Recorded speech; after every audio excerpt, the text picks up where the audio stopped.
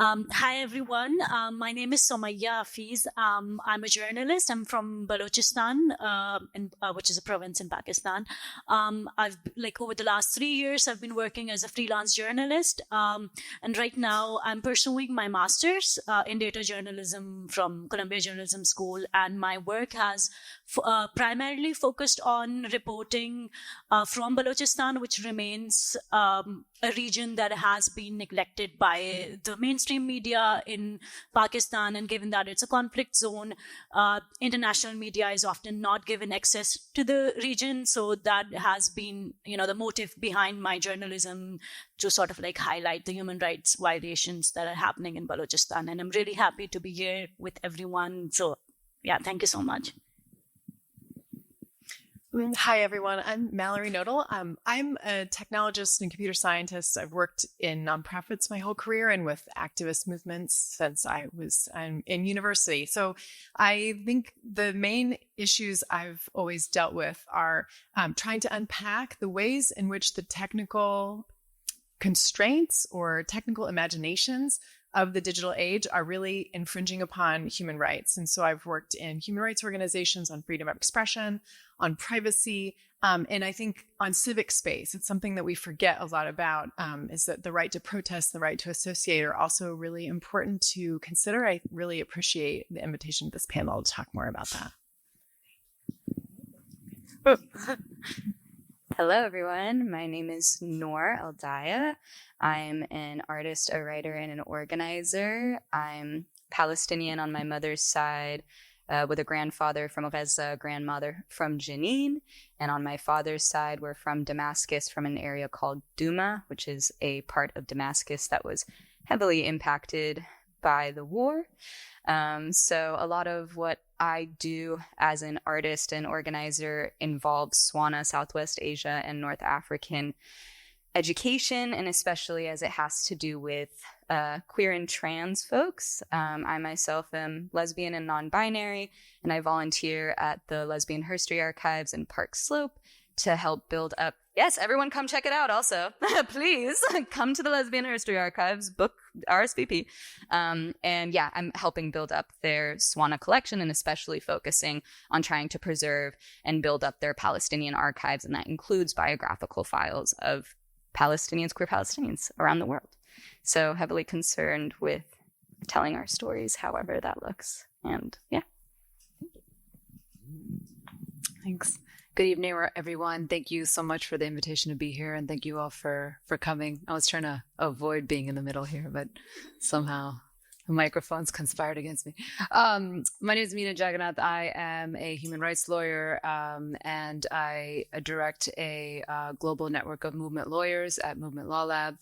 And much like Noor, what we try to do is really across issues, across regions, across continents, understand the sort of structural roots of the problems that we are dealing with, from climate change to gender violence to militarism, et cetera, and to figure out how we might organize ourselves as lawyers working alongside social movements in such a way as to sort of get at that, the macro level of power that is often limiting what we're able to achieve as movements. So I guess more later. Thanks. Hi, everyone. My name is Saumya Dadoo. I am the co-founder of Detention Solidarity. We're an online space that's dedicated to building knowledge and talking about carcerality in India in particular. We are a collective, and we work mostly by sharing the work that other people are doing at the grassroots level.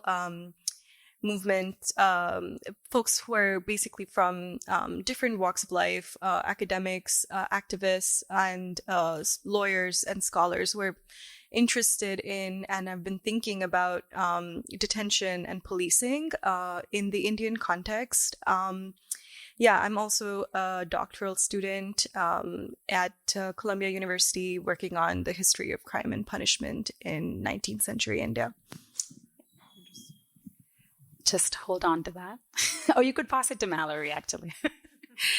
Thank you so much. That's our lovely panel. We actually do have a last speaker that is not able to be with us here in person, but she very kindly took a lot of time and did a lot of work and put a lot of thought into recording herself for us. So we'll have Caroline's introduction along the rest, and then we'll move to the first round of questions.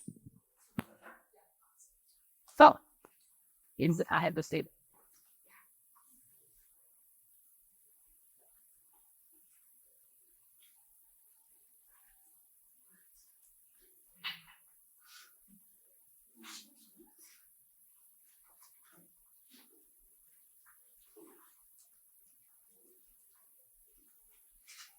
Okay.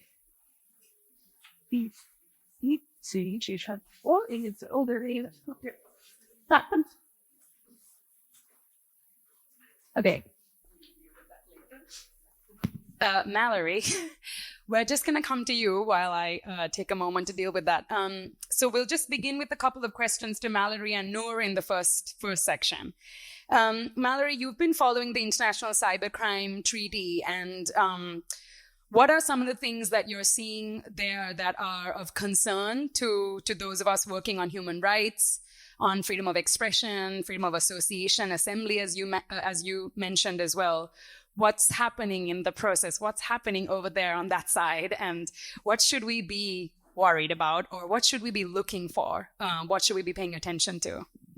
Yeah, and I think it's unfortunate I'm going first, because I think what I have is kind of dry and technical, and I'm not bringing, I think, the richness of the experience of how this is going to impact real communities.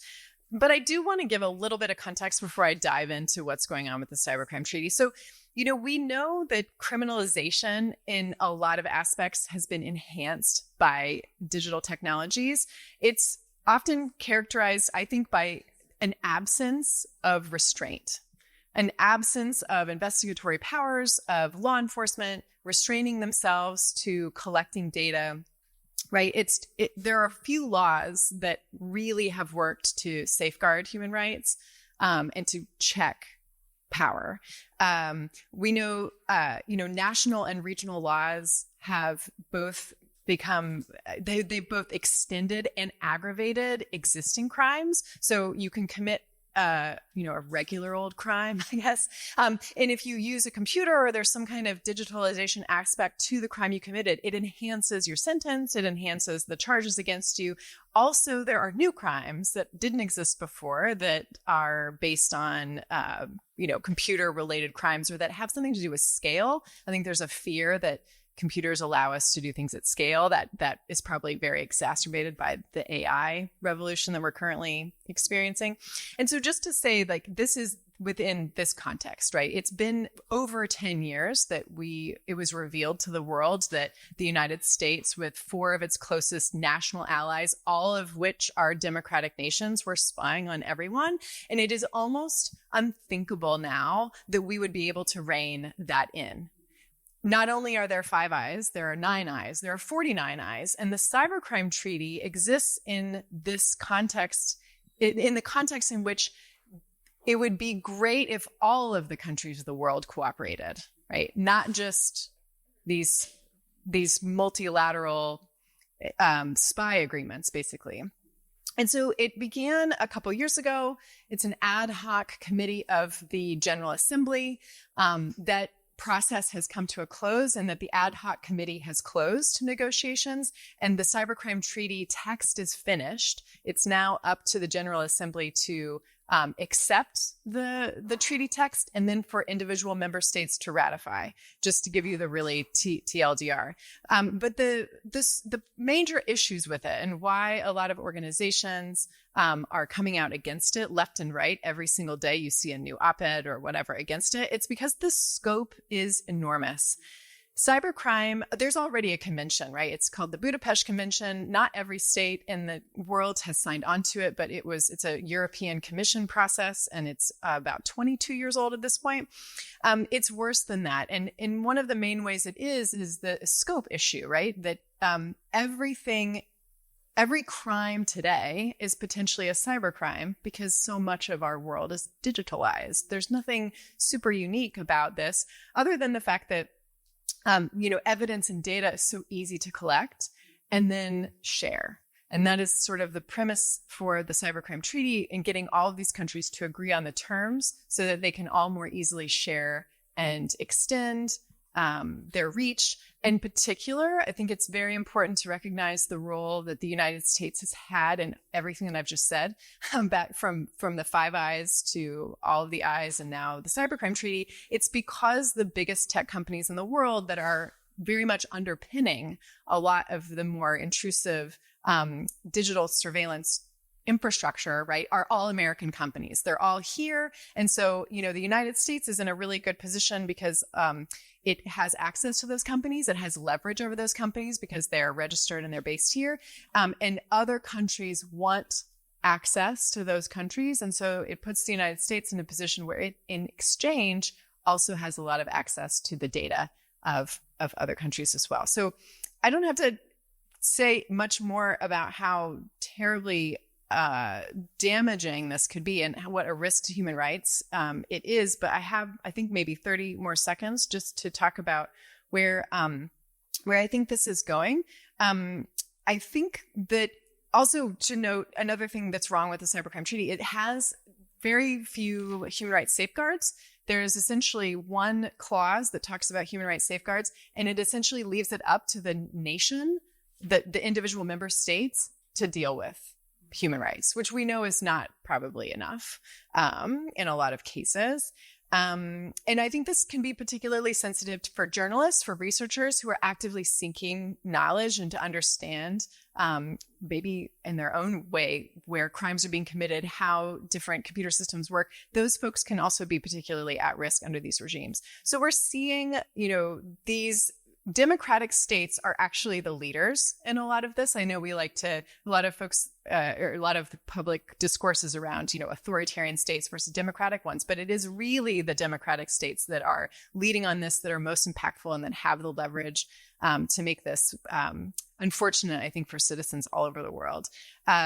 There also is this interesting, maybe this is the most computer science thing I'll say right now. There's obviously a lot of services that are global, right? If you are trying to get around censorship blocks, or if you're trying to access things. I mean, it's been so far useful to have services that exist maybe in more less regulated regimes, but that's becoming cracked down upon. I think this idea that services, even if it's a global multinational, they need to have an office in the country, they need to have a staff in the country where you can level financial sanctions. You can have these they're called hostage taking clauses. You could actually throw someone in jail. So all of that is sort of a trend also in this space. So I'll stop there because I feel like that was just a total earful for you all. And again, not at all very interesting other than just really concerning and, very technocratic approach to talking about this problem. No, really. Thank you so much, Mallory, for getting us started. I actually think that you did a really good job in making that a round of applause. Thank you. I know that she was very worried about that. I thought that was perfectly good. I think that's a really good, the binary between so-called democratic and so-called non-democratic, I think, is most visible, of course, in the digital rights era and also in the criminalization arena, right? I mean, this is kind of what we're always saying. We're every state's prisons are overcrowded. Every state is violating people's rights that are incarcerated. There is no state that is not extending overreach when it comes to criminalization. So it becomes a much more complicated conversation when you kind of look at things through that lens. It becomes much harder to have this binary of, some states are fascist and some are not, right? So we've actually managed to get Caroline's video up. So I'm actually just going to let her introduction and her first intervention play together for you all. Hello, my name is Caroline Kwasi Aman, the Executive Director of ISTAO, which stands for Initiative Sankofa d'Afrique de l'Ouest. We are an LGBTQI activist-led fund working across 9 countries of West Africa, working to fight for a more just and inclusive West Africa that's free from violence and discrimination. We are a grant maker. That's part of the core ways in which we work to resource and support movements. And so I'm very happy to share a few words around the context, what we're seeing in West Africa, particularly in Francophone West Africa, around the context of criminalization, particularly on the basis of sexual orientation, gender identity, expression, and sex characteristics. So what we're seeing in the region is growing the manifestations of anti-rights and anti-gender movements and actors, and them growing in popularity, growing in visibility, growing in political influence. And that is contributing to an environment that's encouraging criminalization on the basis of sexual orientation, gender identity, sex characteristics, or gender expression. And not only criminalization of acts or identity, but also criminalization of advocacy, criminalization of freedom of speech related to the questions. And so, I give an example of Ghana, where what we're seeing in the region, and Ghana is a prime example, is an attempt to advance criminalization, and that is much more extensive than what we've seen in the past. So in the past, when you look at most of the countries that have laws on the books that criminalize, which for the most part are colonial heritage, colonial inheritance, it criminalizes acts. But what we see in the bill, for example, the Proper Human Sexual Rights and Ghanaian Family Values Bill, which was assented to by the Ghanaian Parliament earlier this year, is that the bill is much broader. So not only are we criminalizing behavior, but we're also criminalizing identity. We're criminalizing any free speech related to questions around sexual orientation, diversity, diverse OGS. So an impact on what can be said and what can be talked about in public spaces, on the media, in movies, the entertainment industry. We're seeing criminalization. That criminalization also extends to service delivery, to advocacy, but also to funding, which has a big, big impact. And that it would not only touch the community, but anyone around the community. And so including landlords who don't report, parents, anyone who knowingly is employing an LGBTQI or person from the LGBTQI community. So very broad, like this criminalization is not like what we've seen in the past. It's much more extensive. And what we know is that there's a domino effect. So because of the geopolitical dynamics as well, when things happen in one country, there's a ripple effect across the region. We saw that 10 years ago with the passage of the Same-Sex Marriage Prohibition Act in Nigeria in 2014, where we start to then see the conversation then start in Ghana. We see it evolve in Liberia. Similarly, in Ghana from 2021, 2022, we're starting to see the ripple effect. And what does it mean when a country like Ghana, that has historically known in the region as a stable democracy, a human rights champion, is saying we actually, not only do we want to criminalize LGBTQ people and issues, but we need to criminalize LGBTQI people, advocacy. So what does that mean, and what message does that send for the rest of the region? So the ripple effect is huge. And so we're now seeing that there really are no countries that are safe. So countries like my own, Cote d'Ivoire, which historically has been seen as more progressive on these issues, we're starting to see that shift.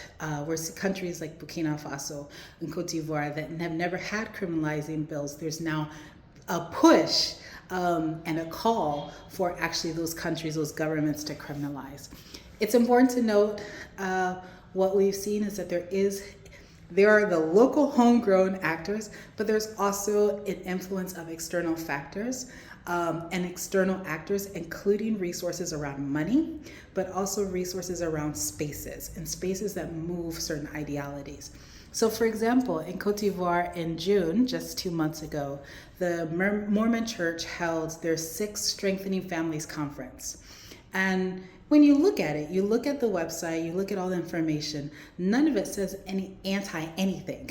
It's all pro-family, pro-African values, pro-strengthening marriage. Of course, who doesn't want a strong family? Who doesn't want a strong marriage for those who are married?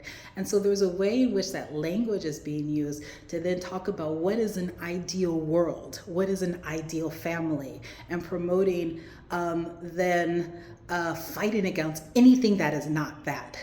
And so while this conference is seemingly, it had a lot of endorsers. It was co-sponsored by the Ministry of Women, Family, and Childhood.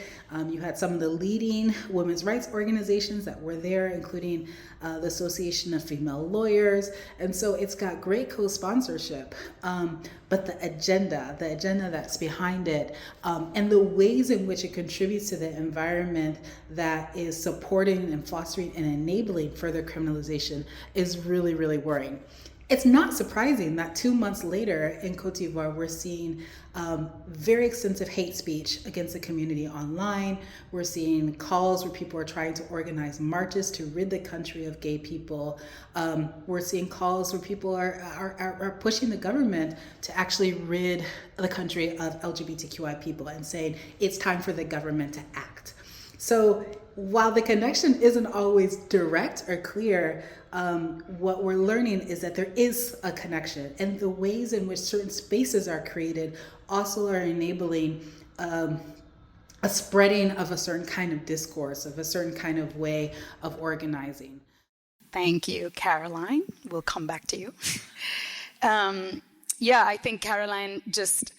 her intervention was so important on so many levels. One, I really was just struck by what she was saying about how criminalization, the narrative power of criminalization, right? Now people are saying, act, do something, get rid of them now. This is all started just a few months ago with a piece of legislation, and now it's turned into kind of this social fervor, outpouring of hate, exclusion, intolerance. And so that's kind of one of the things that we're really interested in, as well as the expressive and the narrative power that criminalization gives both states and also non-state actors. Noor, with that, I would like to come to you. What has been your experience here in New York the last few months? The last year, or of course even before that, one might say, protesting, being a part of young people-led movements that are anti-war, that are anti-apartheid, anti-genocide, and the incredible repression that we saw, the violence, the criminalization, and the narrative power, right, around young people being talked about as thugs, terrorists, criminals, and how quickly the most sort of so-called progressive or mainstream media took starting to call young Palestinian people as thugs and criminals and rioters and so on and so forth. So what's been your experience around that? Yeah, thank you so much. And thank you to everyone who's speaking. I feel like there's, I can speak on my personal experience, and I also try and speak a little bit more. There's countless things that we can track. So there's no way that I'll be able to cover everything that we're experiencing. However, first and foremost, there's a genocide, apartheid, occupation, ethnic cleansing of Palestinian land, Palestinian people, of which America is the largest ally to the Zionist entity of Israel. And there's sort of a give and a take that I think between America and Israel, in which Israel is one of the largest exporters of tactics such as targeting, surveillance, attacking regular human beings, which then are adopted by America and pushed onto us, which then we are seeing experiences of. So just some of the things that folks that I've been organizing with have dealt with have included, wide-scale surveillance, especially online, of organizers, of protesters, of even folks who just simply posted something pro-Palestine or about Palestine, and which has resulted in things such as crackdowns and especially affecting personal life of anyone being involved. You could literally get doxxed just for posting something that is in support of Palestine. You can have your entire life flipped upside down because you decided to post something on your story and someone decided to do something about it. We've also seen crackdowns on organizing, on so many fronts. You were just speaking about the protests happening yesterday. We watch people being incarcerated for protesting every single time they protest.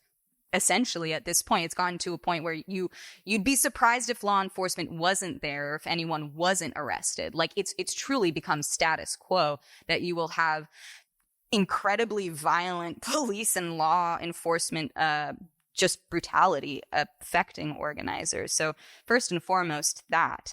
We've also seen infiltration, targeting, and coordinated fragmentation, disinformation, just so many ways in which the movement has been trying to be infiltrated and broken apart. And that can be done on multiple fronts, especially on a law enforcement front. I actually wrote down to talk about yesterday, but we covered it.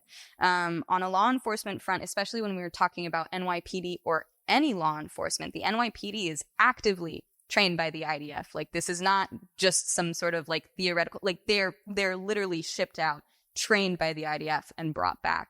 And when we're thinking about things like cop cities, these IDF tactics that are being trained to NYPD officers are also going to be implemented and trained to law enforcement around the country. And that's concerning for a plethora of reasons, especially so just the way in which they decide to embark violence on those who are organizing. It's important to emphasize that this is an industry, that this is a transnational economy, of which Israel is the largest exporter, of which Israel is the linchpin in, and of which America is a large participator of. I think it's important to bring up college campuses and student organizing, especially so we saw in the last year all of the encampments that were happening around the nation, of which college students and, of course, those staff, faculty, etc., those who are a part of college campuses were on the front lines of. We saw, again, law enforcement, multiple layers. In my alma mater, they released the campus police, the state police, and then they had state, city, and campus. Law enforcement was against students peacefully protesting in an encampment on their campus. It's also important to bring up the criminalization, decades-long criminalization of the boycott, divest, and sanctions movement, which is a nonviolent form of protesting and which we also saw exacerbated in student protests. I'm not sure if you guys know, this was also just as of 2021. I have yet to find updated numbers, but as of 2021, at least 35 states had anti-BDS laws, resolutions, or executive orders. And that is especially so pushed upon students, and especially so pushed by universities themselves. And we've seen criminalization. I'm bringing up an example at Cornell very recently. Like, I saw an article published on the 24th of September about a student in Cornell who's a graduate student who's now facing deportation due to the fact that they were participating in Palestinian protests on their campus. And this is not unheard of. Again, this is decades-long examples of students having their visas threatened, of having their literal enrollment at their school threatened, of being kicked off of campuses for participating in peaceful protests on their campus. Also, in a post-9/11 America, the diaspora Palestinian experience, SWANA experience, and unfortunately due to Orientalism, Muslim experience, just this whole thing at large, we've seen historic criminalization, detention, surveillance of SWANA and Muslim communities.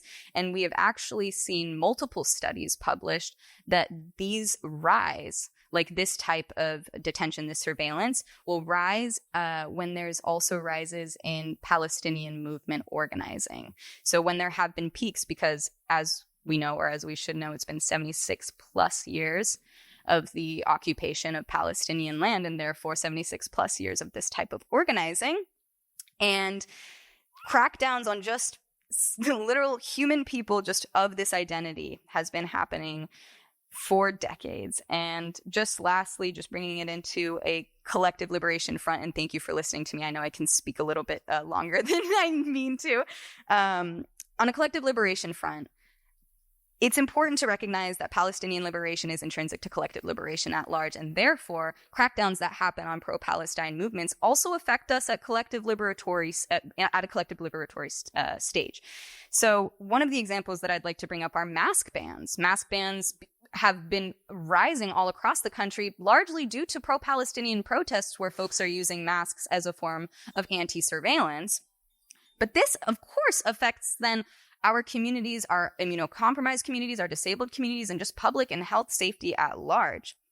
Also, as a queer person, I'd be remiss to not mention the anti-trans bills that have been increasing across the nation, which also affects our pro-Palestine movement because queer folks have and remain on the front lines of pro-Palestinian organizing.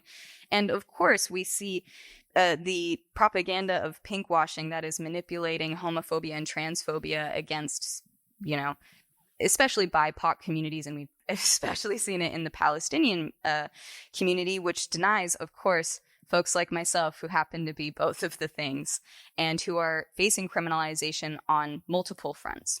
So, that's just a little bit of the ways in which we've dealt with things, and I myself personally have dealt with all of these, actually. And yeah, thank you so much.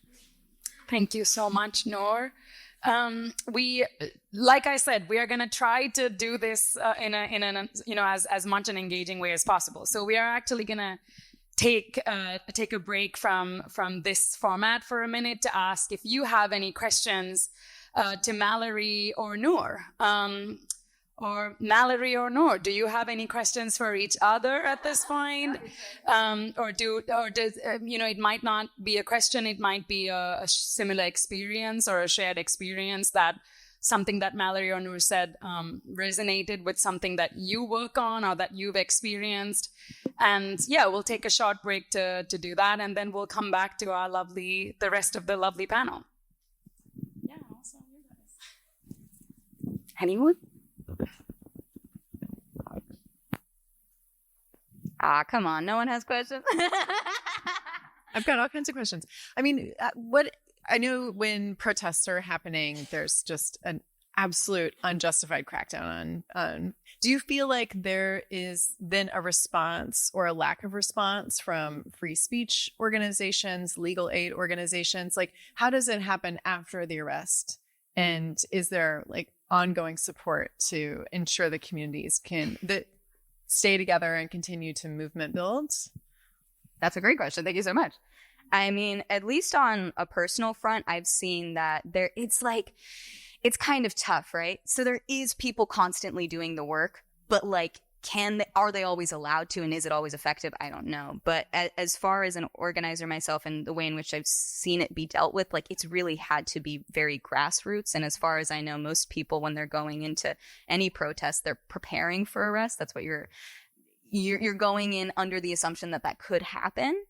And the ways in which it's been dealt with has been at least that I have seen, have been all community led, or it'll be with teams like Pal Legal, CAIR, I forget what that stands for. It's like the CAI.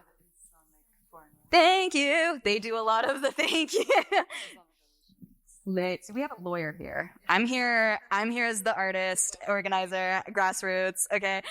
But yeah, that's another organization. So there are some organizations, I guess, that will help, and they are the ones who track, for example, the ways in which this, especially Palestinian Americans who are being discriminated against in work kind of thing. But in terms of teams to deal with arrests, it's been tough.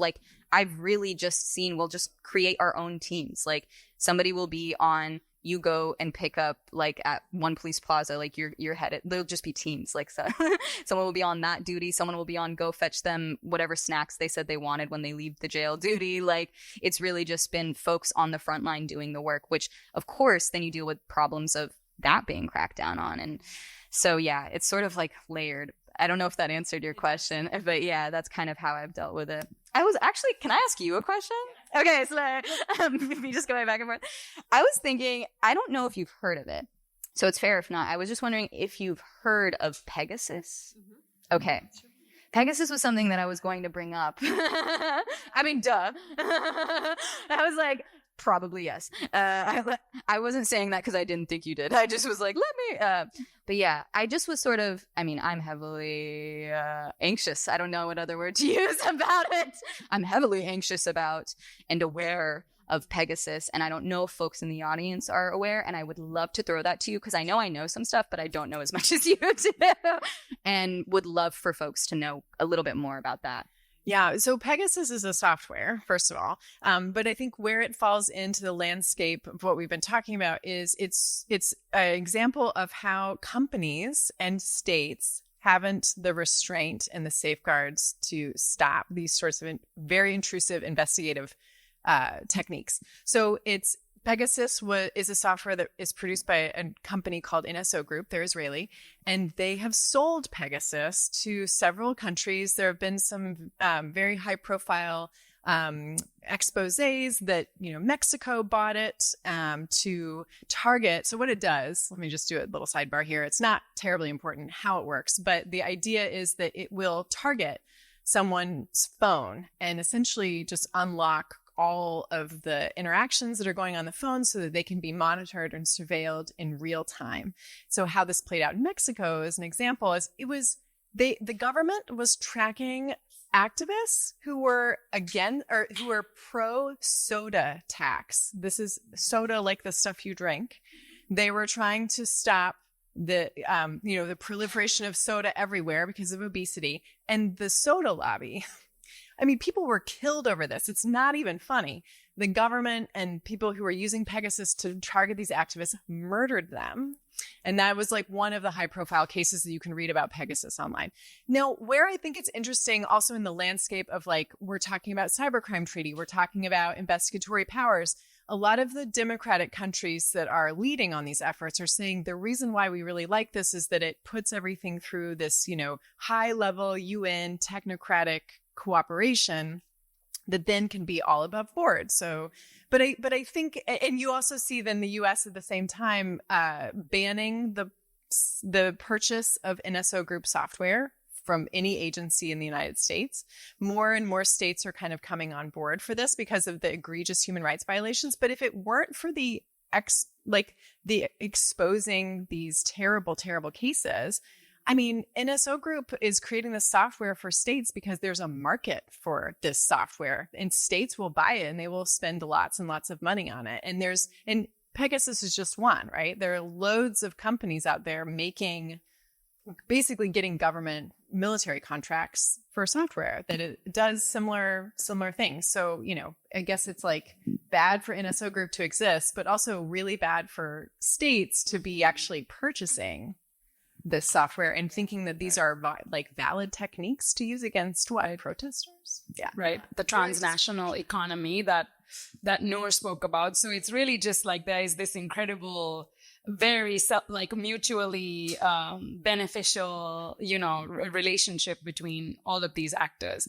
I believe we had a question did someone have a question? Oh, thank you, Subha. Thank you both for your interventions. I'm Neha. I'm based in Jersey City, and amongst other things, I'm active in Palestine liberation work. Just a comment, one of the things that we're in my community observing is just the proliferation. I think we talked about, we opened with this, just the proliferation of these laws and policies banning or criminalizing things, right? It's happening at a pace that we just can't keep up with. They have in our experience, for instance, we're learning about Zionist organizing that's they're just writing letters to universities, to boards of education, to state lawmakers, House, Senate, blah blah blah. Their entire body of work is they just write letters asking for things to be passed and banned and all of that, and we just can't keep up with it. So that was just a comment, but I think a question that I have, not just for the panelists, but really it's, for all of us, it's more in the spirit of discussion, is how we're seeing the criminalization of speech. I think in some sense, Caroline touched upon it, it's too bad, they're not here to talk about it more and engage with the discussion, but they talked about it in relation to sexual orientation, gender identity, and expression. We're seeing it, for instance, with the issue of Zionism and Palestine, this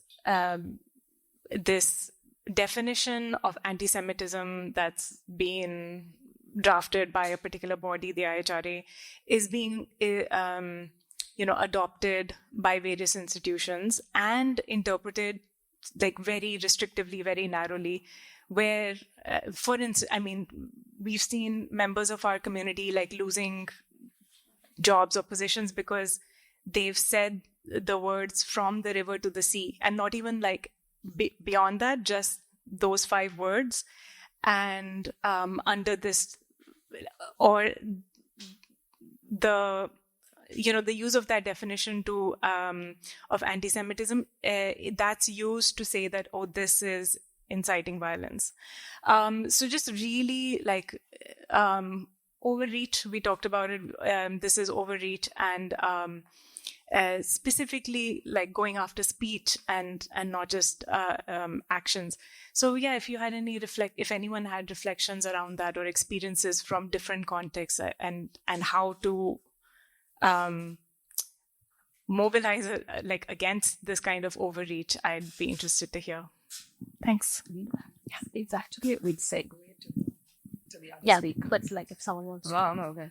Uh, I'm okay either way. Yeah, I was just going to say it's actually a very good segue to the other 3 speakers, don't you think? But just hold that. And do you want to start with Saumya first? Oh, Yeah. No, actually, taking the conversation forward from what Noor also mentioned and what was talked about, that how some of these tactics and methods are being, literally exported to different countries. And like the NYPD is being trained by the IOF in the same way, there has been in 2014, the Indian government signed pact with the Israeli ministers to actually train Indian police officers in by the IOF, and that training is ongoing with its decade and a few years more long friendship with the Israeli government.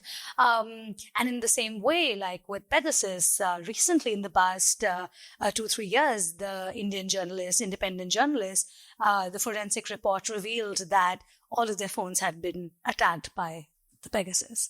And so, although the government said, oh, we are not using it, but their friendship with. So just taking this conversation forward to actually ask you, Saumya, you come from our context, and we have an extremely fascist and authoritarian government in power right now.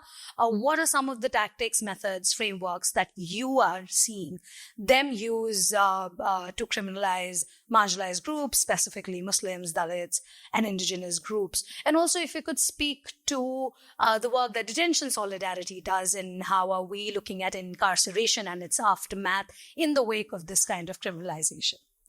Yeah, sure. My ears perked up when we were discussing Pegasus. So journalists, but also human rights activists, many of my friends. So it's very real, those connections. And I'm glad we're having this conversation. So I think when it comes to thinking about criminalization and detention and punishment in the Indian context, like while I was preparing for this, the list is really, really long, and I'm definitely not going to be able to cover everything. But I think that I'm going to try to keep it focused and talk about one thing that I think is very fundamental if you are looking to understand, the state of things, the violence in the country, and punishment in India today, which is Hindu nationalism, or Hindutva as it's called. Are people generally familiar with this ideology? Okay, good. I'm so glad to know that. So we are aware that this is an ideology of exclusion that is built on dismissing the actual material needs of marginalized people. It's mostly concerned with emphasizing a rhetoric and its own ideology towards building a majoritarian state.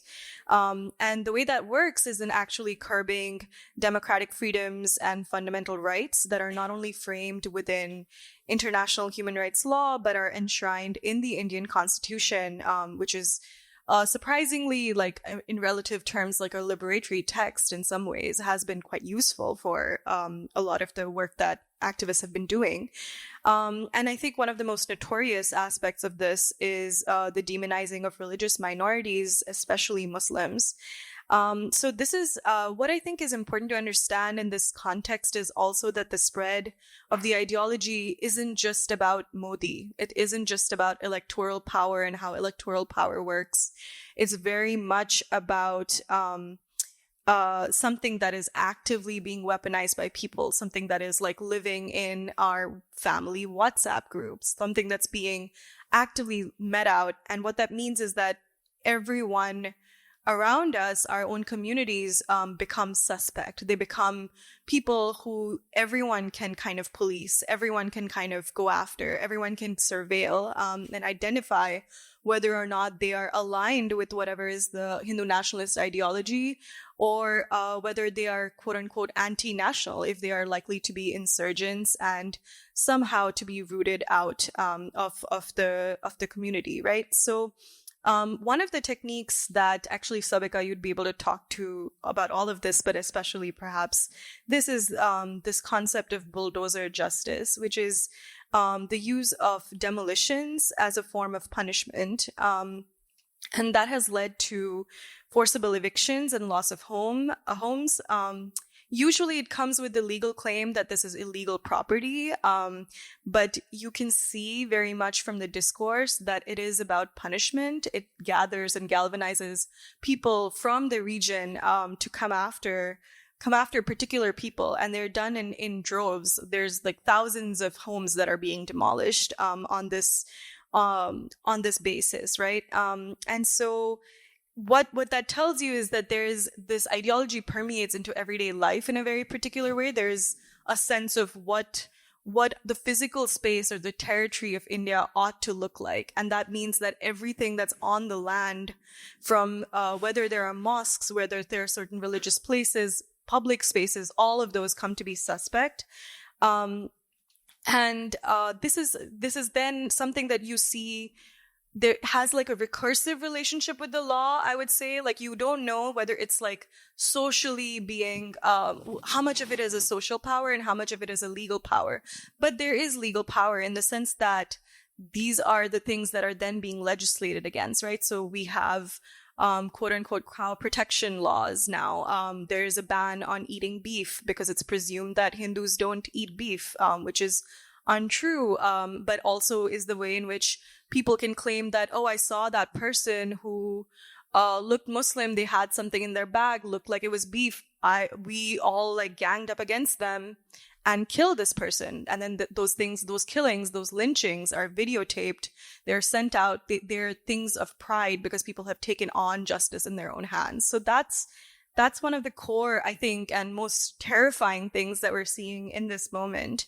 I think another thing that is very important to understand and is related is, I briefly talked about this, so the identifying of organizers and activists as anti-nationals. This is something that we've seen for the whole decade, but also prior to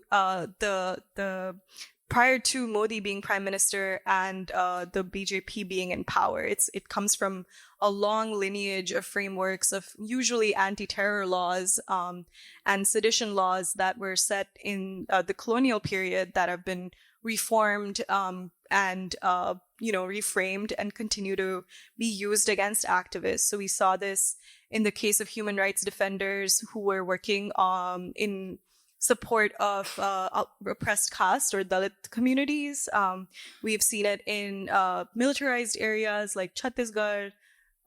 We saw it recently in the Delhi riots. Some of the people that Sabika mentioned when we were opening, who are still in jail because these laws basically allow for preventive detention, and basically people are just not even making it to court. So it's the process is the punishment, as they say. So what these kind of tells us is that this is not just an attack on these activists and organizers.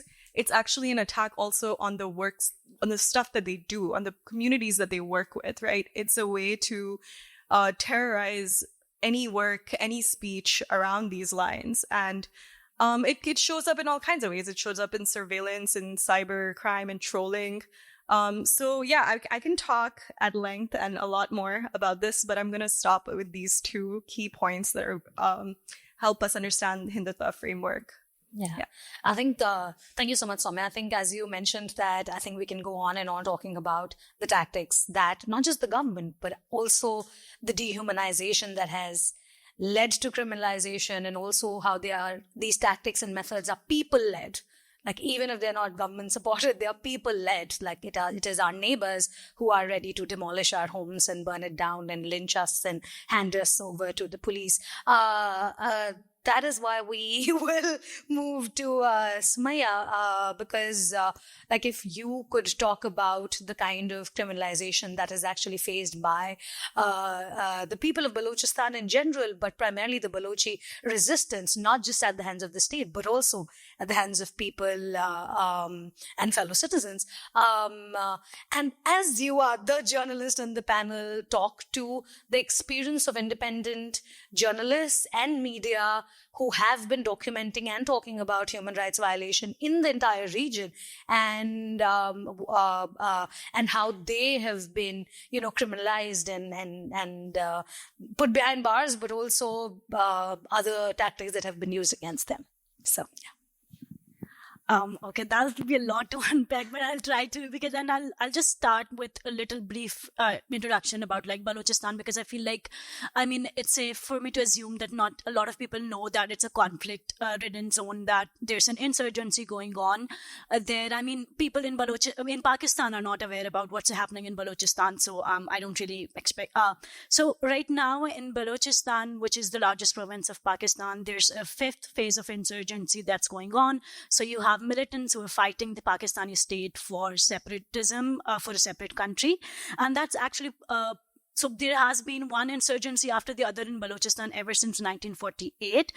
The current one is the longest and the most violent insurgency that's going on, which has been mainly instigated by political marginalization and economic exploitation of the province. The province is the most mineral rich and the most resourceful province of Pakistan, and Pakistan actually gains a lot economically but does not really give back anything to the province. Some of the human development indexes in Balochistan are the lowest in the world. So given all of that, the insurgency in Balochistan started in the early 2000s. It's still going on, and now, along with the insurgency, the Pakistani military is accused of a lot of human rights violations in Balochistan, and one of those, which is like termed by most of politicians and analysts as the main issue of Balochistan, without which, the conflict cannot really be resolved, is that of enforced disappearances.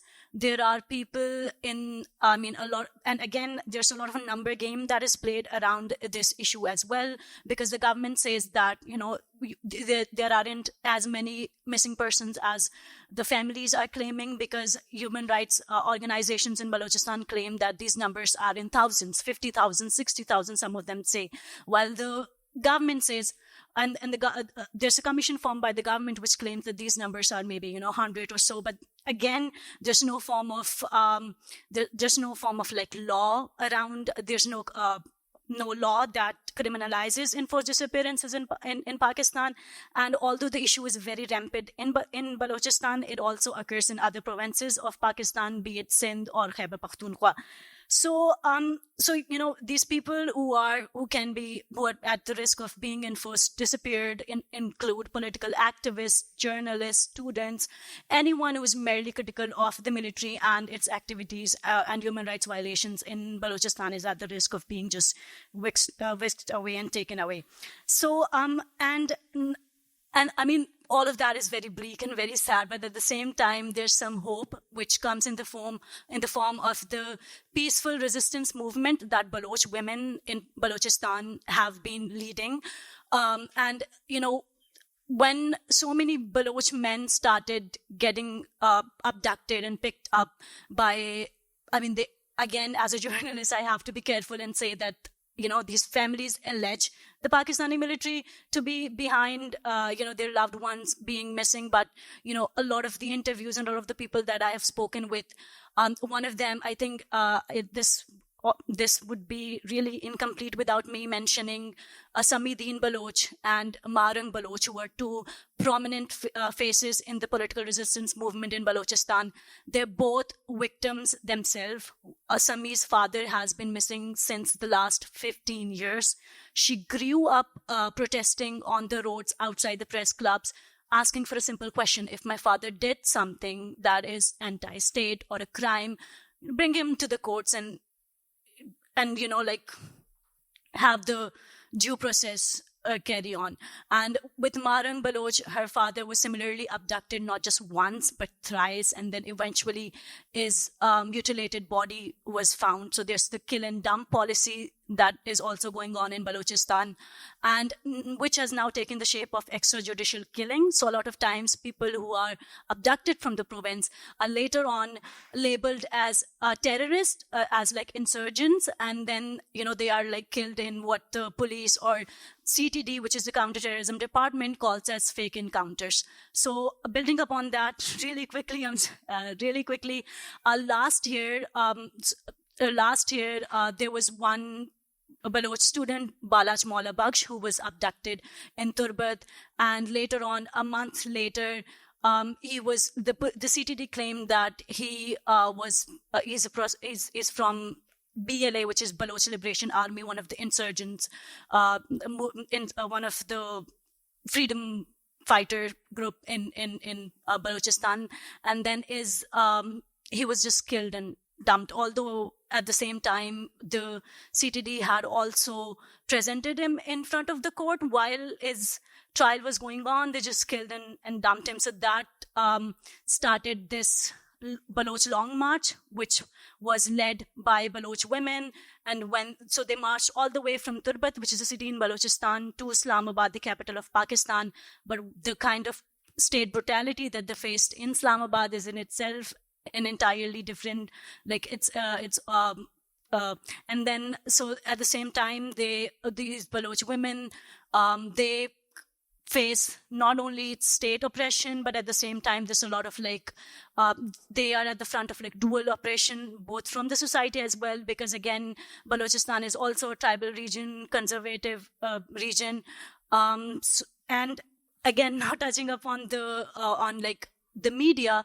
So the thing is that in Balochistan, the Pakistani mainstream media does not really give any coverage to the conflict. And as far as the international media is concerned, because the international media needs what's called a no objection certificate by the government to be able to go into Balochistan and report, and obviously the state would not really give that. So a lot of Baloch journalists who have done reporting in Balochistan have been, have faced a lot of different tactics and have ended up seeking exile in different countries, because, it was completely impossible for them to continue doing their work. And then even alternative medias that have, come into shape, so they are banned, such as Balochistan Times, which is an alternative media, an online news publication that was started by Sajid Hussain, who was a Baloch journalist who ended up seeking asylum abroad, and then he also mysteriously died, which a lot of people did say that there was state involvement in that, even though he was in Sweden. So these are sites. Even those sites which are doing journalism outside of Balochistan are also not accessible in Pakistan. So even the digital surveillance that's happening in Pakistan, not only on Baloch alternative media sites, but in itself, the fact that X right now is banned in Pakistan for the longest time, and that Pakistan has been placing a lot of firewalls, and there's a lot of digital. So there's so much. And I just hope I could answer your question a little bit. Yeah, I just hope we had a lot more time for us to go in more details of this conversation. But I think what you pointed at, Saumya, is also showing us that actually these tactics that we are hearing used by the Pakistani officials and the government in Balochistan are not unique to Pakistan. We're seeing India do the same in Kashmir. We are like bulldozer is something that I think the Indian government has learned from IOF and continues to learn more tactics like the human shield, etc. Everywhere, and extrajudicial killings. I think how all of this is becoming part of a global framework, whether it is attack on independent media or also killings of journalists and activists, not just in their own location, but also when they are traveling outside, and the threats that they face while they are seeking refuge or are in exile or are trying to escape from the oppressive regimes. So just taking this conversation to Meena, how do you see criminalization and the framework of terrorism that is being used in a global way to actually bring down the efforts of civil society organizations to completely capture judicial systems, to completely mar rights-based legislations and come up with the worst laws that the humanity could ever imagine? Yeah, thank you for that question. And I'm sad that I'm the lawyer here on the panel representing, the legal apparatus in a time when it's really not protecting us. And it has often not served to protect us, actually. My mind is like swimming with all kinds of things just because, obviously there's the particular, right, that has been presented here on the panel. And then there's the macro, where we see, between all these stories that have come, we just see so many threads of commonality. And I think, we're just living in really, things have been bad for a long time, but we're living in particularly murderous, scary times, where we see fascists or neo-fascists, proto-fascists, however you want to use the word. Like, there's a lot of academic discussion on the use of that word, but I'm just going to shorthand to fascists. They have this way of governing by, determining who is in the center and then, and who's out. And there's a way that they enlist broader society in the circumscription of the center, and then scapegoating everybody who they deem is to be on the outside as the cause of the problems of those in the center. And we see that happening over and over again. And the thing that is scary about it in this particular moment, and in this frame of criminalization, is that as the state has a monopoly on the use of violence, as it has the apparatus, the apparati of criminalization, investigation, incarceration under their control, they have the ability to deploy that against whoever it is that they deem to be the outsider. And so, just between Marcellus Johnson, who was just killed, innocent man in Missouri, to tomorrow Netanyahu is supposed to address the General Assembly, and there are presently petitions for his arrest that are before the ICC, and that all of these frameworks, these legal frameworks that have as their underpinning the Western liberal democratic ideology.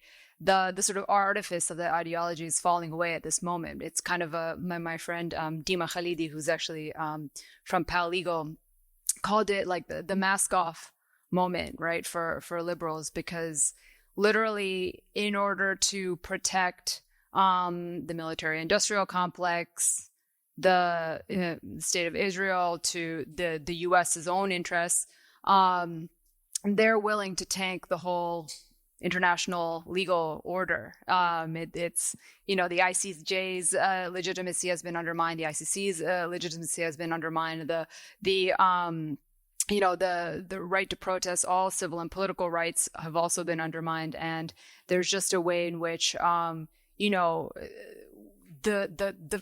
frameworks and mechanisms and institutions that we have often relied upon to provide like some measure of protection, some measure of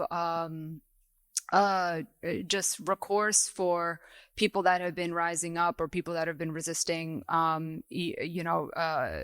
violation against their rights, violations of their people's rights, to people who are trying to protect the land, protect their community's ability to live in dignity. They're currently in the crosshairs, of these governments. And so, I mean, I think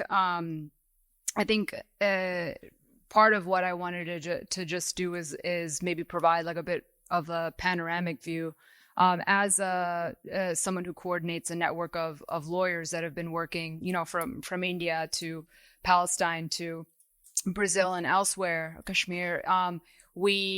One thing that we've been trying to do is just understand, what is the way that each state is particularly targeting civil society and civil society organizations and using the law against people. But then how might we, sort of connect the dots between what is happening in different places, so that, even in places where perhaps the same law, like those laws have not yet, come to pass, we can actually foresee, and be able to predict, like, where are we on our trajectory towards fascism, and might we as civil society be able to do something to stop those things before it gets to its worst manifestation. And I think some of the what we have seen is this sort of three main ways. There's the criminalization of protest, the undermining of public spaces and oversight forums, and in this, under this, we see the militarization of the policing of protest. We see legislation across the board that is restricting the right to protest, and what kind of protest is legitimate and not or not. And again, that obviously that's always the province of those in power to determine what is legitimate protest, what is not, and that goes to the question about speech, right? And there's global terror watch lists, the metastasis of this terrorism framework. It expanded exponentially after 9/11. And what's actually really interesting is that a lot of our colleagues elsewhere in the world were saying that the UN counterterrorism framework, which actually created these benchmarks for, how people use funds that have been given to different countries to, fight terrorism, how if the state didn't have terrorists to go after, they would just go after their own people. And so that's the way that, like the terrorism framework, it's not just about, the sort of headline kind of terrorism. It actually normalized among governments this abuse or overuse of not only the terrorism framework, but all that the counterterrorism money buys, right? So surveillance technology, guns, training, et cetera, we see that now, in lots of places around the world turned against people. But then in the US, what's interesting is that whereas it had historically exported that, we see that terrorism framework now coming home, and it had previously been, deployed selectively against different kinds of, the Palestinian rights movement has felt this for a long time, the use of the terrorism framework against them. But now, over this last year, we've been seeing many organizations that are being sort of sued with these harassing lawsuits by, people who are organized around the Anti-Terrorism Act, material support for terrorism. There are bills being proposed in Congress around that. And so, there's just that in particular has been something that has been really concerning. And then when you put that together with the way that not just in the US, but in lots of different places, the judiciary has been captured, and there's been, there's also been like these harassing laws passed, then you see actually for the most part, the law is not actually serving to protect us. In many places, the law is actually, and places where, laws are enforced are actually being turned against the vast majority of people. To protect, capital, to protect the interests that are best served by this, present, highly militarized, highly policed societies that we're living in. I'll stop there because I was told to. Thank you. Feels odd to be the arbiter of that, but we do want to move to the next section. To begin that, we're going to have a little video intervention from a Polish Belarusian feminist who's living in exile in Poland. And yes, our lovely Veda is going to hand you the English translation, also done by a queer Polish feminist colleague. So you'll find the translation is really special on its own. So we're just going to pass this around. Think of it like, watching a performance of some kind where you have to watch this and you read the translation, but you weren't able to get it on the video. So this is Olga. Dzień dobry. Ja się nazywam Olga Łaniewska, jestem aktywistką polsko-białoruską i od 4 lat mieszkam w Polsce. Nie mogę wjeżdżać na Białoruś, ponieważ jestem tam prześladowana. Przez około 10 lat pracowałam w schronisku dla kobiet doświadczających przemocy. Organizacja nazywała się Radisława i przez wiele lat wspierała kobiety, które doświadczały przemocy od swoich partnerów i najbliższych osób. Od 3 lat nasza organizacja nie istnieje, tak samo jak nie istnieje 750 innych organizacji, które zajmowały się prawami człowieka, wspierały społeczeństwo obywatelskie, zajmowały się kwestiami LGBTQ+, były organizacjami ekologicznymi albo też wspierały prawa zwierząt.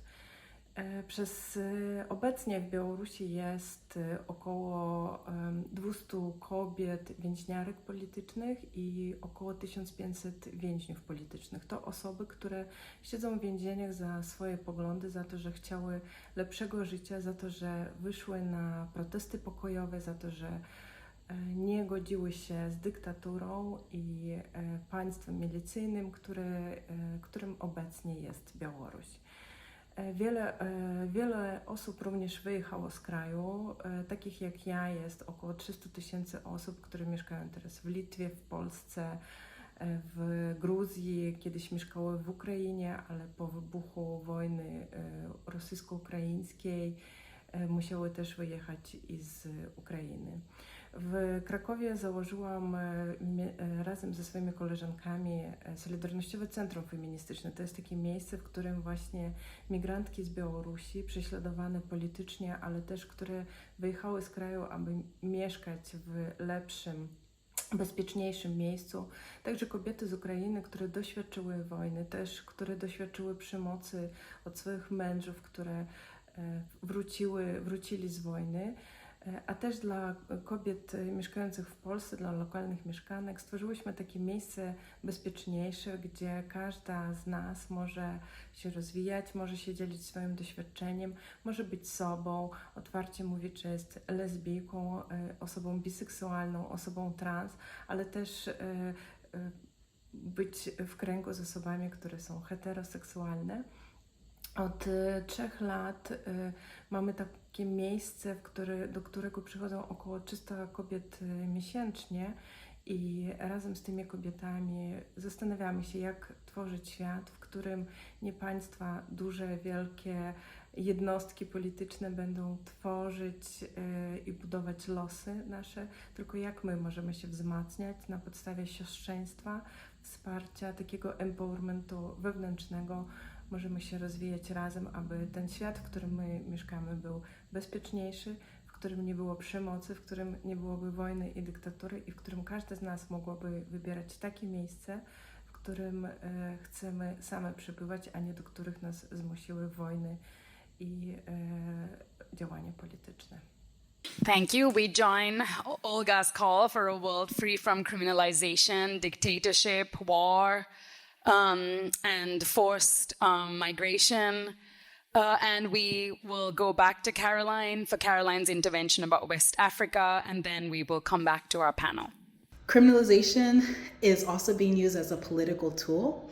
And so, for example, in Ghana last year, I remember in the newspaper, they're reading about some of the calls that politicians were making to people to say, make sure that you re-elect those members of parliament that introduced that bill so they can finish the job.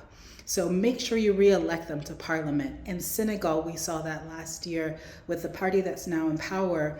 One of the platforms of which they ran on, and very close connection to some of the local anti-gender actors, is using a platform of, when we're in power, we are going to secure the country. We're going to make sure that the country's values are intact. We're going to fight against anything that's against that, including homosexuality. So the use of LGBTQI persons and communities and issues as a political tool, as an electoral tool, and we're seeing that across multiple countries in the region.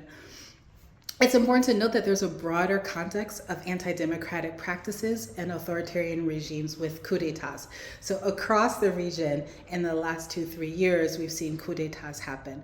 When you look at countries like Burkina Faso, Mali, Niger, which have actually created their own separate economic and political bloc called IRS, across all 3 countries, there are laws in discussion right now related to criminalization of communities. And all 3 countries, politicians who are in power have announced an intention to criminalize LGBTQI communities and LGBTQI organizing and issues.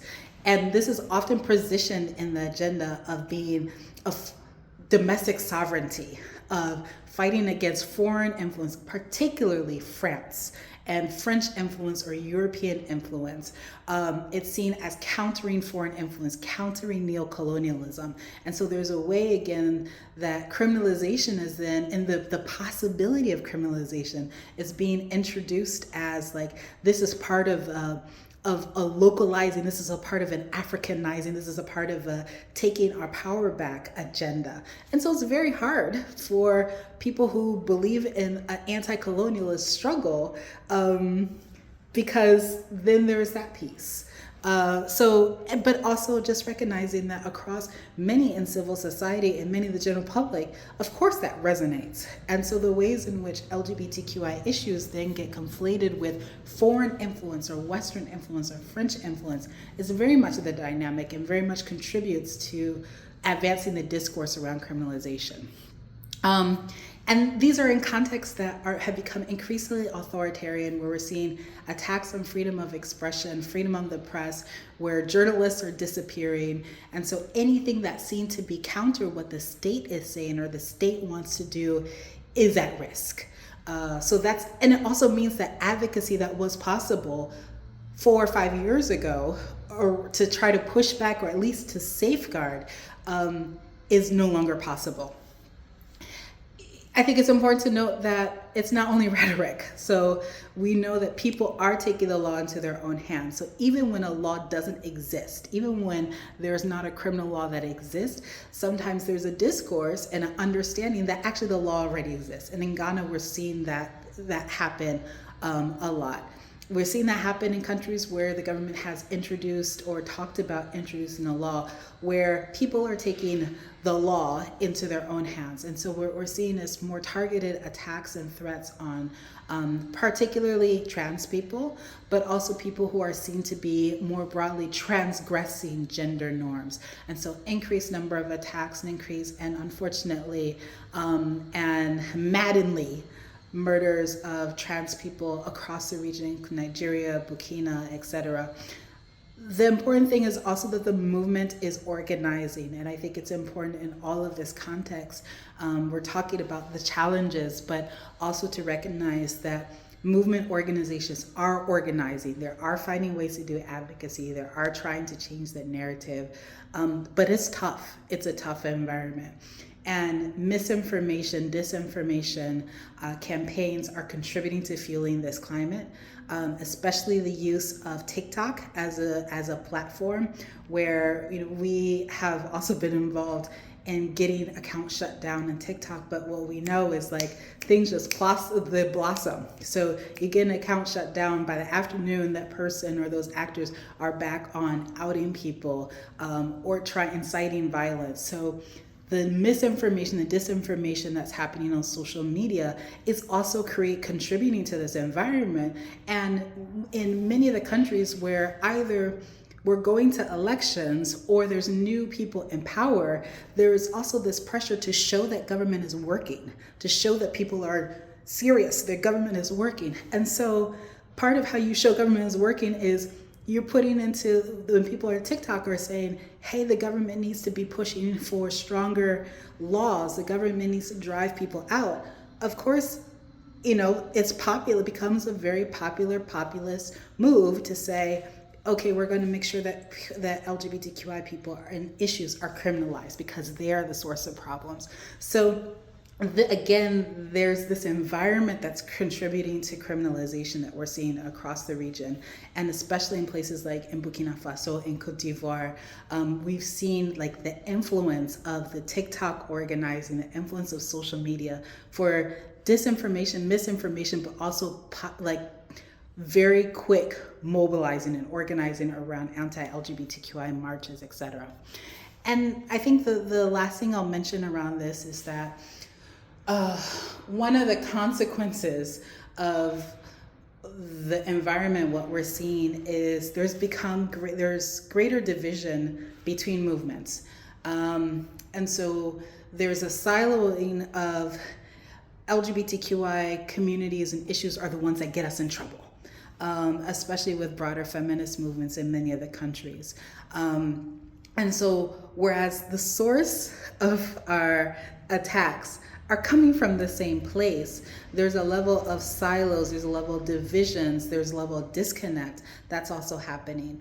And so I reflect on the conversation, the discourse in the Gambia earlier this year, where members of government wanted to repeal the anti-FGM law. A lot of the justification, the rhetoric around justification of this was preserving African values, preserving traditional values, preserving African culture. That is the exact same rhetoric that's being used to justify advancing and pushing for new criminal laws in Mali, in Burkina, in Niger, in Ghana, in Cote d'Ivoire, in Nigeria, and Liberia. So these are some of the context and some of what we're seeing in the region. Unfortunately, in the international space, oftentimes there are certain countries and certain regions that get a lot more attention in advocacy spaces, but also a lot more attention philanthropically. And so I am pleased to have an opportunity to talk about West Africa as a region, but in particular to elevate the ways in which certain parts of West Africa, including Francophone countries, including the Sahel region, where there's particular dynamics and a particular reality that is influencing our organizing environment. I hope that this is helpful, and also happy to engage with people via email and continue the conversation. Our website is www.isdao, and my email address is caroline@isdao.org. Thank you so much. Thank you so much for that, Caroline, giving us so much to think about and such a rich picture of what's happening in West Africa with truly transnational consequences. So to our panel, and then we want to give you some time as well to engage with them. And in preparation for that, if you do have any questions, like Sabika said before, please do write them down. To our panel, this has to be rather quick. It's a challenge. But what were some of the connections that you heard when each other were speaking? What is the sort of primary connection that has stayed with you now in your mind as you listen to the rest of the panel speak that connects to your own work or to your own context? We can start with you. Do you? Yeah. Okay. Thank you. There's definitely like a lot of things that the panelists other panelists spoke about that did, that hold true for the context of not just Balochistan, but even Pakistan. When Mallory was talking about how criminalization has enhanced in digital stage, I could not help but think about how in recent time in Pakistan, there have been lots of cases of blasphemy registered against people. According to a recent investigation by Fact Focus, more than like 400 people were, they were levied charges of blasphemy for their use of digital spaces. And obviously, a lot of things that Noor said also resonated, especially about student protesters being, the police cracking down on student protesters, because when protests happened in Islamabad and in Gwadar right now, a lot of students who participated in them ended up getting, suspended from their university without any reason. And even right now, as we speak, in Punjab University, Baloch students recently came under attack, and instead of the police arresting those who had attacked the Baloch students, it was the Baloch students who were arrested by the police. So that's like going on as we speak, like as somebody was telling me about it yesterday. And when Saumya was speaking about mob lynching, this is something that has, like in recent days, in Pakistan, we've seen 2 cases of the mob taking the law in their hand and killing people who have just been like accused of blasphemy. So that's something that's going on. And we've also seen these blasphemy cases happening in Balochistan, which is considered to be a relatively secular, it's not as religious as the rest of the country. But again, that's been happening. So they were like, and then about, these people being labeled as anti-nationals, that's something that happens with a lot of Baloch activists, a lot of Pashtun activists as well, because a lot of things that happen in Balochistan are like similar in Khyber Pakhtunkhwa as well.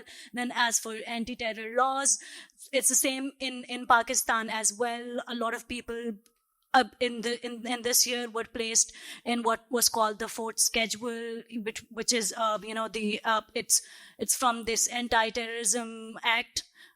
So yeah, like a lot of things that are same. So that was Sit down the line. Yeah.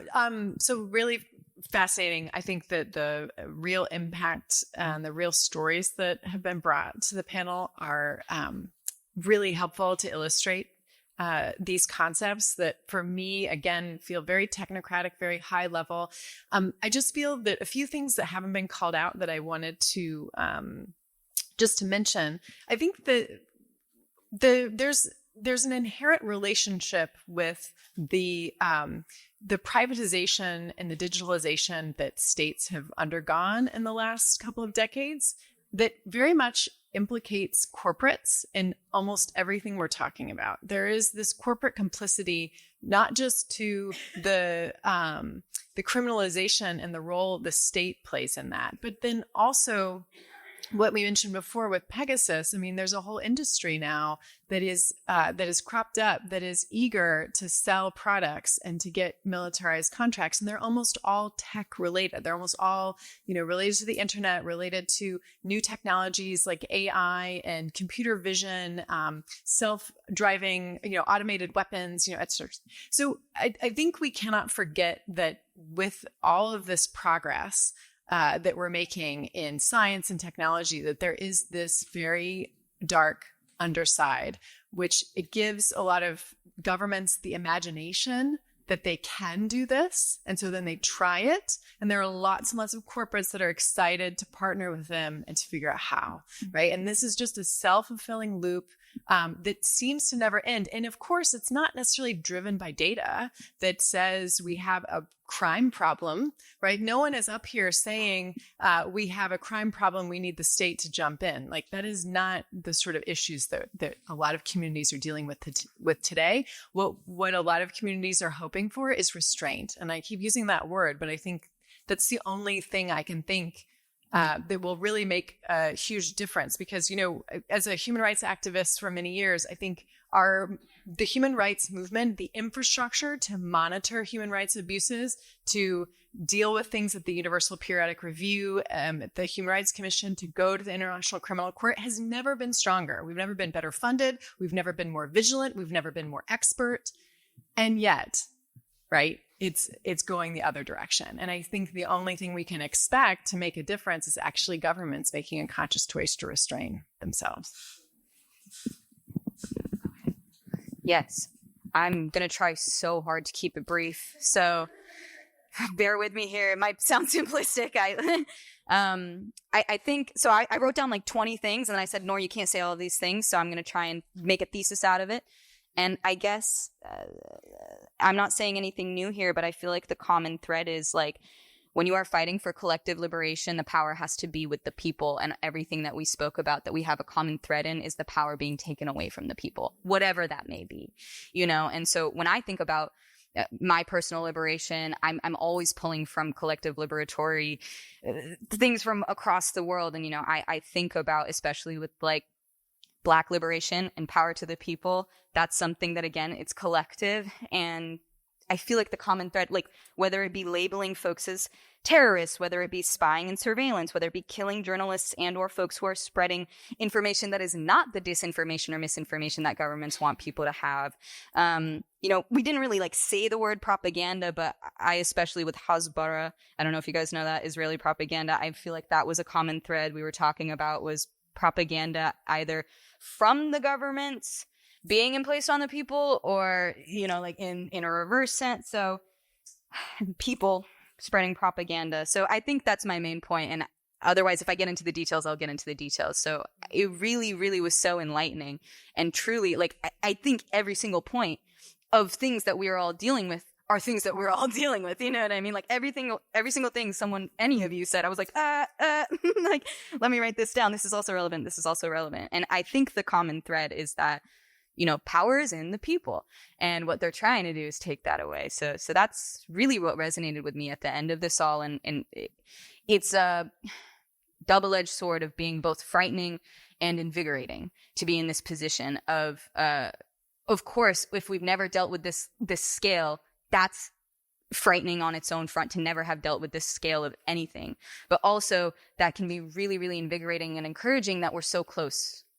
Of course, things get this bad when we're so close to what we want and what we need. And that's why we have to emphasize the pushing forward and the keeping going of the people. Okay. Thank you. I'll also try to be brief because I feel like my remarks were also responding to everybody. There are just kind of two things that I wanted to lift up.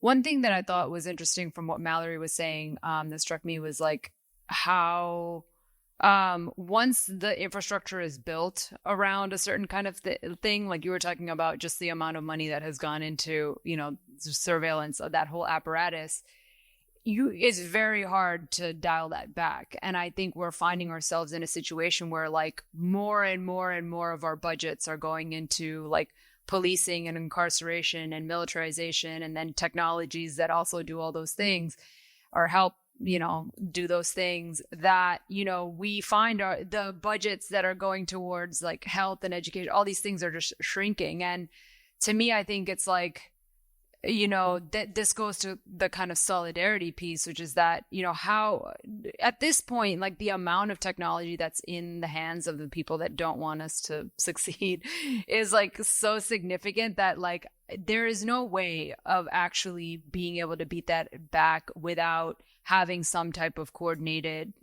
action, whether that be boycotts, whether that be divestment. I mean, yes, it's the answer is restraint, but honestly, like when we see that like really profit motive is driving everything, like there has to be some type of like some economic damage that these companies feel, or some way that we can begin to divest so that our pensions are not also wrapped up in the success of Northrop Grumman. Like, you know what I mean? Like part of like the perverse thing right now is that there's so much investment in these companies and these industries that are hurting us, including our own monies, that like there's very little, right, that we can do to, you know, reverse that from the perspective of like policy. You know, like there has to be some way that we can figure out, you know, a divestment strategy that begins to like roll back the amount of investment that is going into these companies, and that, you know, kind of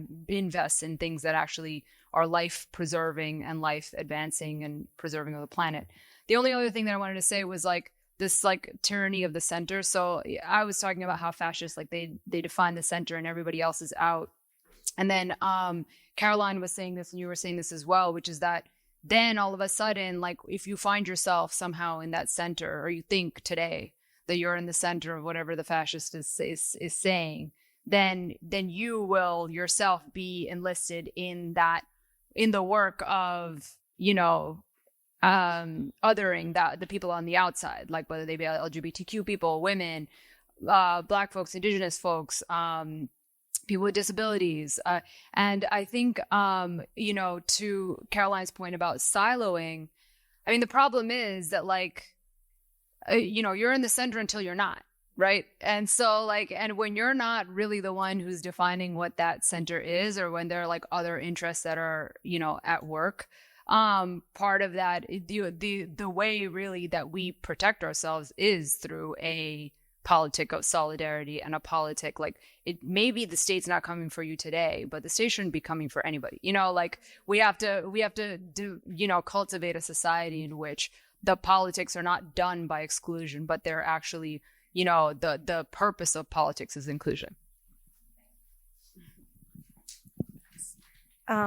Yeah, I think that some things that I wanted to highlight, and I think come out through this conversation and resonated with me, is that I feel like there are some fundamental frameworks of power, of what it means to be an unruly citizen, what it means to be a nation state that has monopoly over violence, that seem to be consistent and common. And these work out in very minute ways. I think that like we can think back to, we might be talking about the criminalization of certain communities that might be held extraordinary, but these have rested on exactly the same forms of criminalization and violence and lawfare, I guess, that has been wielded against poor people, that have been wielded against racialized and gendered bodies from history. And so I think the thing that stands out to me, and again, I guess I'm a little bit a historian in training, and so that is affecting me, is that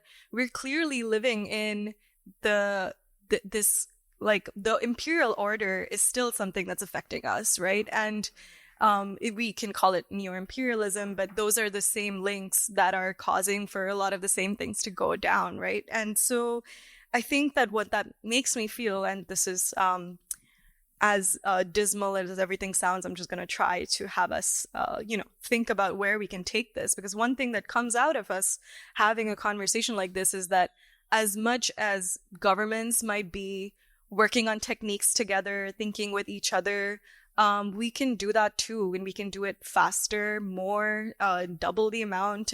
We can do it quicker and have similar and better kinds of solidarity that are, yeah, like you said, life affirming. I think that those are things that are possible. It's happened before. It has to happen, and it will. Yeah. Yes. Drop the mic. I think that's just a perfect note to hand over to Natalie, who's going to bring us to the close. If you do have questions, please do stay. We were just trying to figure out how to navigate the time that we have left. Please do stay. We have refreshments and a little more time in this space. These folks are going to stay with us. I hope you're not. No one has any plans of running away, I don't think. So do stay, talk to them. As you've just heard, they're all doing such incredible things. And so we're actually just going to invite you, Natalie, to bring us to the close here. And yeah, take us to the end. Thank you. Well, thank you so much. I feel like this was a perfect close, actually. And my notes look like that meme of the person like with all the connections. But But yeah, thanks for opening, Suba, with that march. As you know, I and others who are here were there, and it was the march yesterday in solidarity with Lebanon and Palestine. There was so much hostility. And as you were all speaking, I could picture, as we walked past the UN, and the marches they're not always here. It was like the tech bros coming out of their offices. It was also like super uncomfortable to be in that neighborhood. But there were motorcades of, state leaders on, in the middle of the road. And then we were being corralled to the sidewalk. And there was so much hostility around us.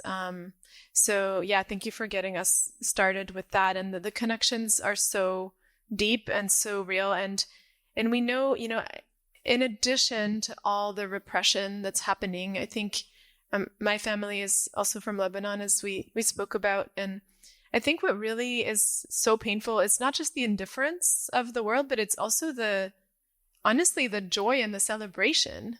It's not just it's not that people don't give a shit. It's that they are actively celebrating the murder of people they are othering.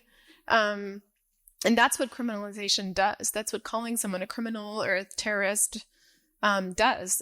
We can just share memes about how funny it is that people's devices exploded, killing their children. That's hilarious. So that's the part that just feels really, frankly, heart-shattering. And I guess I'm going to bring big Pisces energy here, but I think I loved hearing you all talk about tactics. I loved how you closed, Meena, with the anti-rights, everything that we stand for movements. They work together, but we can do it better because we're doing it for, it's a heart-centered reason. Like, what drives us is not accumulating wealth and profit and power. It's everybody's liberation. But yes, you all spoke about, just to kind of uplift some of your really rich points. I think, we know the playbook. You all described different aspects of it. We know that's exactly how colonialism and war and genocide work, right? You other certain people, they're not human anymore. You call them a criminal, you call them a terrorist. Not only does it not matter what happens to them, it's just even the people who try to defend them are criminals and terrorists. That's the level of dehumanization. So, Noor, you spoke about that dehumanization of people in a region and also the criminalization of folks who express solidarity against them, and also the links between the IOF and NYPD and how the violence comes home. And Meena, you also spoke about kind of this terrorism framework and how it's used, by the US both abroad and domestically. And as Black liberation leaders have always taught us, everything comes back home. Nothing. It's just a testing ground. Saumya, it was so beautiful to hear you kind of outline all the layers of Islamophobia and racist and caste violence, and the parallels are so clear, both at home and abroad in the global north and the south. And Saumya, the way that you described people in Balochistan being disappeared and killed, like the disposability that we can feel about just the lack of humanity. And it was really, really powerful to hear both Caroline and Olga speak about the criminalization of people, of queer identity, of queer activism, of reproductive justice, and also in the region in which, the other half of my family is actually from Poland, and it's beautiful to see across that border that, the people who are criminalized for being refugees and the people who are criminalized for seeking abortion working together, and criminalized for crossing borders, for seeking health or just life-saving care, working together. And at some point, we do the inside-outside stuff and we try to change the laws, but also if the law is not going to work in our favors, we're still going to work for each other. So, and Mallory, it was really, really helpful, as we have these really, I don't know the words anymore, horrifying images of people's devices exploding in their hands. We really need to stay on top of what's happening and how tech is amplifying all of this violence. So really grateful to have, this leadership and vision, like as part of our tactics and strategy. So thanks for outlining the playbooks and also how much, how colonial they are and how criminalization is a colonial dehumanization tactic. And one of the Pisces energy I warned you about was, why is it so difficult for us as movements to resist this and to overcome it? We know criminalization is really harmful, but still it's permeating everything. I think number one is precisely because punitive and carceral ways of thinking, they do permeate everything. The way that we talk to ourselves, the way we raise our children, the way we, shame and dispose of people within our movements and so on. And I think it's just really inextricable with capitalism, with colonialism. And when we fall prey to this and we, we let all of this, like the seductiveness of this, disposability and punishment and vengeance take hold of us, then it cuts us off from ourselves, from each other. And this isn't why we do the work that we do, because we do the work that we do. Everything I'm hearing from all of you, from all of us, is because we're not disposable. Everybody matters. And so we know punishment doesn't work. It's not only does it not create the space for accountability, but in fact, it's the opposite. And in terms of the layers and layers of intergenerational trauma that causes harm, as you were all saying, what we need is each other, because our struggles are interconnected, and we need to, as you were saying, Meena, we need a different playbook. We need a people's playbook. So we need all of us for collective liberation and all of us to be there in our wholeness. Thank you. Thank you so much. I'll begin my thanks with thanking Urgent Action Fund for Feminist Activism, Natalie and Veda, and the amazing advocacy team at UAF for supporting us and being our collaborators and being the first to say yes to support this event without the bat of an eyelid, without a single, moment of hesitation. That kind of support and yes attitude is what we need from our feminist funds and, what we so often get. To the Noor team, Sabika, all of you, this is just such a natural and perfect collaboration. Adriana and Lisa, Dacoit Pictures team, for capturing this, first, what I've been calling our coming out party. And of course, our amazing speakers, Caroline, Olga, Saumya, Somaya, Noor, Mallory, and Meena.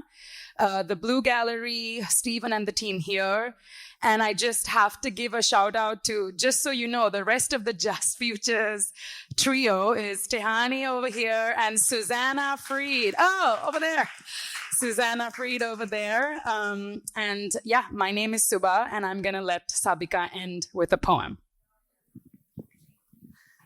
I want to thank the Just Futures, the JFC team, for putting this together. So that it has a ring, the acronym JFC. I think while we were talking, I was just thinking how every bit of our existence is criminalized. I mean, our love, our poetry, our songs, our anything that we do is completely criminalized, and we are declared terrorists for loving. We are declared terrorists for the poems that we write, the songs that we sing, the slogans that we shout, for protesting, for speaking up, for traveling, for moving, for any kind of assertion, sometimes for just breathing. And I think I wrote this poem after Rifat was the news of Rifat's killing by the IOF reached us, and it's this poem is written in Urdu, but I have a brief translation. It says, "वो कवियों का कत्ल क्यों करते हैं? वो कवियों को कत्ल क्यों करते हैं? ढूंढ ढूंढ कर फौजें भेजकर गोलियों से बम से वो कवियों का कत्ल क्यों करते हैं? वो कवियों को कत्ल इसलिए करते हैं क्योंकि उन्हें खौफ है, खौफ गोली बारूद का नहीं, ख्वाबों का। उन्हें खौफ है कि कोई अपनी शायरी में इनकलाब लिख देगा, कोई आज़ादी से काफिया जोड़ देगा, दास्तान जुल्म सुना देगा, मगर अनजान है वो इस बात से कि कवियों को मारने से कविताएं नहीं मरती, कविताएं अमर हैं, ऊंचे पहाड़ों के सीनों में गुदी, आसमानों में लिखी, पलकों पर बसी, रीढ़ की हड्डियों में पेवस्त हुई, रफात की उड़ती पतंग पर लिखी, नदी से दरिया तक और दरिया से समुद्र तक ये कविताएं मौजे मारती हैं। फिर समुद्र को कौन हरा सका है?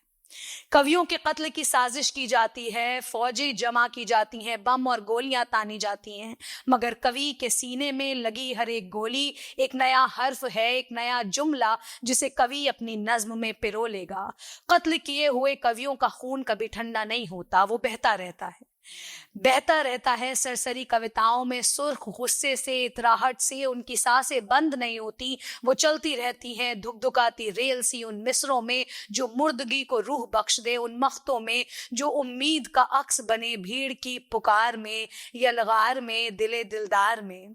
वो घबरा घबरा कर कवियों का कत्ल करते हैं, इस हकीकत से अनजान के कवि मरते नहीं, मारे जाते हैं मगर मरते नहीं। तारीख मारी जा सकती है, जमीर मारे जा सकते हैं, मगर कवि नहीं, कविताएं नहीं। कवि सूरत हक सदा जिंदा है, उनके अशार बिला शक सदा जिंदा हैं। And just a very quick translation. Why do they kill the poets? Why do they kill the poets, searching them out, sending armies after them with bullets, with bombs? Why do they kill the poets? They kill the poets because they are afraid. Afraid not of bullets and gunpowder, but of dreams. They are afraid of the unbreakable flow of the pen. They fear that someone in their verses might write revolution. Someone might rhyme their words with freedom. Someone might tell the true tale of oppression, but they are unaware of this truth. The truth that killing poets does not kill poetry. Poetry is eternal, etched into the heart of tall mountains, written in the skies, resting on eyelashes, rooted in the spine, flying high on the kites left in the sky by Rafat.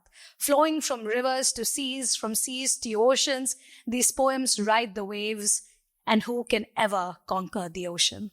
There is a conspiracy to kill poets. Armies are gathered, bombs and bullets are aimed, but every bullet that pierces the poet's chest becomes a new word, a new sentence which the poet will weave into their verse.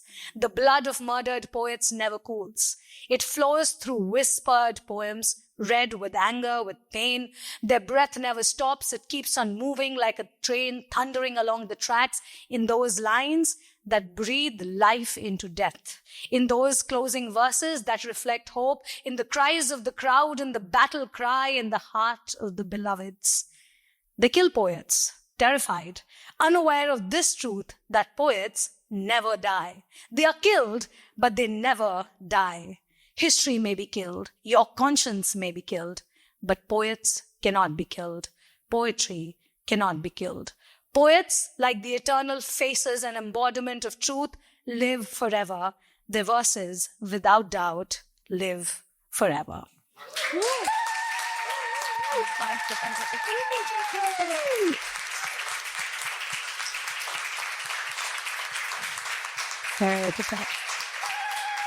And